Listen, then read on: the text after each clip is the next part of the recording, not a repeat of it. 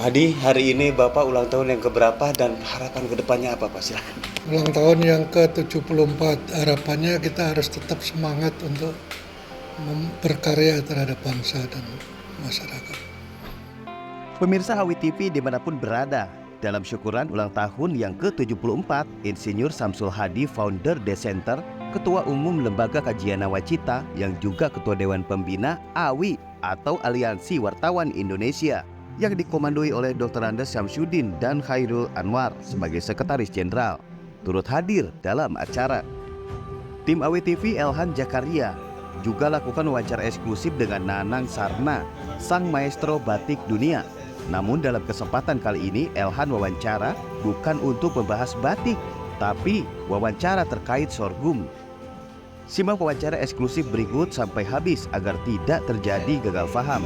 Nah, siapa tahu ada pemirsa AWI TV dimanapun berada yang ingin turut serta kembangkan usaha tanaman sorghum, cocok untuk ketahanan pangan nasional.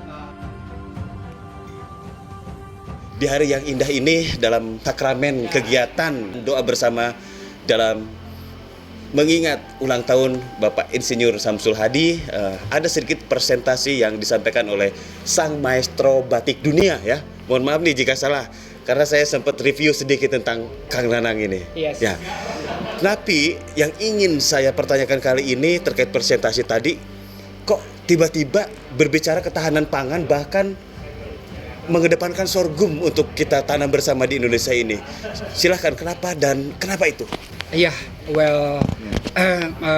saya tadi sudah jelaskan bahwa di sini saya tidak bicara tentang fashion atau tentang batik pewarnaan alam, warisan budaya nenek moyang leluhur bangsa Indonesia nan adiluhung. Tapi saya di sini memang bicara tentang ketahanan pangan yang sangat-sangat sehat. Itu adalah warisan nenek moyang kita. Warisan nenek moyang? Yes, yang sebenarnya itu adalah sorghum atau cantel ini. Ya, ya cantel, sorghum. Sorghum itu sendiri sangat mudah ditanam terutama di daerah Indonesia dimanapun. Karena tropis itu ya? Yes, karena tropis. Dan untuk musim hujan, karena kita punya dua musim ya, itu untuk musim hujan dan musim panas ini masih bisa bertahan hidup dengan baik. Nah, terus pertanyaan selanjutnya, oke lah, mungkin video ini akan dilihat oleh para pengusaha muda di daerah dari aliansi manapun, karena yang saya tahu di AWI sendiri ini banyak sekali pengusaha-pengusaha di daerah. Jadi tidak hanya sebagai menggeluti media, tapi mereka-mereka di daerah juga sangat aktif untuk turut serta bertani dan menunjang ketahanan pangan. Kira-kira nih bagaimana cara penanamannya, lebih mudah dari yang lain atau seperti apa? Yang pasti sorghum itu sendiri tidak sesulit menanam padi. Ya itu. So kalau sorghum itu sendiri bisa setahun itu bisa panen 4 kali. Wah, setahun 4 kali? 4 kali, yes. Jadi setiap 2,5 bulan kita bisa panen. Kalau untuk regenerasi itu sorghum itu sendiri cukup dihilangkan ujungnya, nanti dia bertunas. Tapi hasilnya tidak maksimal dengan sini, walaupun banyak, tapi hasilnya ini.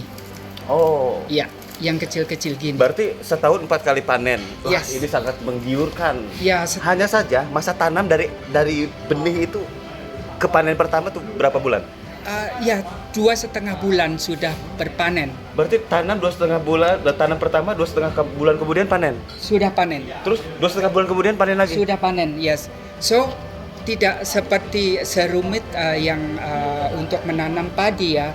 Kalau menanam padi itu kan harus recovery dulu tanahnya, terus digemburkan dulu, terus dibajak di ini. Lebih rumit ya. Setelah itu juga kan harus, namanya orang Jawa itu sorry kalau salah, saya baru belajar kan ini, itu dibikin ler-leran. Ler-leran itu dialirin air dulu selama sehari gitu supaya pH tanahnya itu lebih bagus. Oke, berarti intinya ini lebih mudah. Yes. itu juga lebih bagus. Tapi ini sangat mudah, tidak perlu melakukan begitu, cukup di sela-sela yang sudah kita cabut akarnya itu, di sela-selanya bisa kita tanamkan ini dengan air yang hanya cukup, tidak banyak memerlukan air seperti padi, menanam padi gitu. Itu mudahnya. So, untuk kandungannya sendiri tadi sudah saya jelaskan bahwa kandungan sorghum ini juga itu udah low sugar, ya, high fiber atau tinggi serat. Terus ada beta karotennya, vitamin B-nya sangat-sangat kaya. Dibandingkan dengan beras, ini sangat-sangat sehat, luar biasa. Oke, berarti risk gagalnya itu sangat sedikit ya? Sangat sedikit. Justru insya Allah tidak pernah gagal. Gagal pun kita masih bisa. Ini seperti ini. Ini sebenarnya itu dari bekas yang panen, mungkin panen pertama atau kedua gitu, bisa hanya kita tebang atasnya, ini akan tumbuh tunas-tunas padi, tapi hasilnya itu tidak sebesar yang hasil pertama ini. Oh, ini hasil pertama ini? Yes, ya ini pun juga ini lebih banyak tapi kecil-kecil. Okay. Kali ini akan begini. Mungkin satu dapur itu satu gerombol. Kalau padi kan satu dapur. Ya saya belajarnya juga dari sana ya, satu dapur. Satu dapur itu satu rumpun. Nah, sekarang ini soal sorghum, mungkin nanti akan lebih banyak bertanya dan belajar karena saya dengar tadi Kang Mas ini akan ada penanaman ya di beberapa lokasi ya dalam waktu ke depan. Mungkin boleh dibocorkan sedikit biar nanti diikuti sama teman-teman nih. Maksudnya penanam? Ada penanaman di mana nanti ke depan nanti? Oh, di Purwakarta. Kalau yang dekat di Jakarta adalah di Bekasi.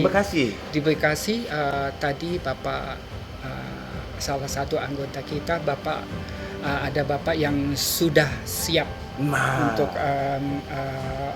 menyediakan lahannya, dan mohon doanya mudah-mudahan ini benar untuk ketahanan pangan sanak saudara kita. So, di samping ketahanan pangan tentunya sehat Indonesia dalam upaya ketahanan pangan dan mencerdaskan anak bangsa yang sehat. Betul. Karena ya terus terang saya sangat prihatin. Saya pulang ke negeri saya itu memang saya pengen ilmu saya yang sedikit ini saya ingin berbagi dengan sanak saudara saya, yaitu untuk sehat dan ketahanan pangan. Wow, sangat luar biasa nih buat generasi muda nih. Bentar, ini saya jadi biar tambah jelas nih buat teman-teman. Oke. Kang Mas ini selama ini tuh di luar itu di mana? Saya dengar ada satu presiden yang Anda buatkan batik ya. Nah, itu cerita sedikit gimana? Biar sedikit mengulas karena kita harus belajar gitu dari. Oke, tadi kan sudah janji kita nggak bicara dengan fashion. Tapi fashion ini penting juga karena ketika orang fashion menyentuh pertanian itu adalah seni. Oke, Oke, well, terus terang ya aku jujur ya saya. Basic saya itu adalah fashion designer.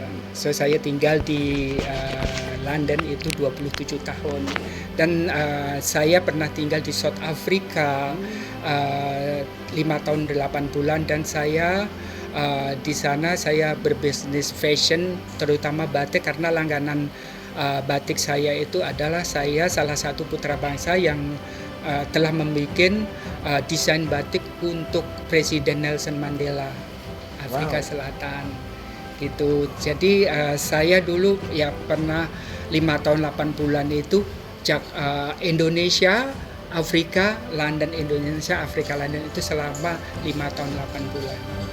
Saatnya Kang Mas ini membangun Indonesia seperti itu. Kalau membangun Indonesia itu sangat-sangat saya perlu